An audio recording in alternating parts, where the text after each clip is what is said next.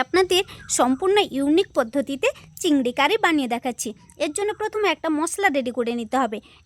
এক টুকরো আদা, 2 কোয়া রসুন, ধনেপাতা কুচি ও 2-3টে লবঙ্গ, 4-5টে গোলমরিচ, সঙ্গে গোটা জিরে ও 2-3টে শুকনো লঙ্কা। এখানে আপনারা একটা লঙ্কাও দিতে পারেন, যেহেতু লবঙ্গ গোলমরিচেও ঝাল আছে। এবারে এগুলোকে একসঙ্গে পেস্ট করে নিয়ে কড়াইতে 2-3 চামচ তেল দিয়ে দিতে হবে। এরপর দিয়ে দিতে হবে পেঁয়াজ কুচি। পেঁয়াজটা জিরে এলে দিয়ে দিতে হবে টমেটো কুচি। টমেটোটা জিরে এলে দিয়ে দিতে হবে লবণ, হলুদ ও লঙ্কা গুঁড়ো।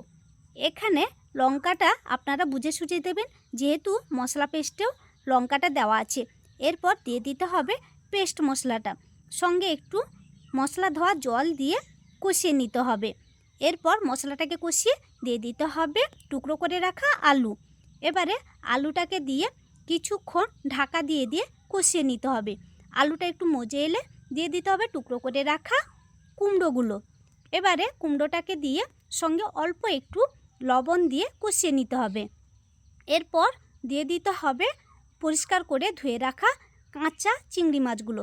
কাঁচা চিংড়ি মাছগুলোকে আলু ও কুমড়োর সঙ্গে কষিয়ে নিতে হবে। এরপর দিয়ে দিতে হবে তেঁতুলের পাল্প ও নারকেলের দুধ, সঙ্গে অল্প একটু জল দিয়ে ঢাকা দিয়ে কিছুক্ষণ মিডিয়াম টু লো আঁচে ফুটিয়ে নিতে হবে।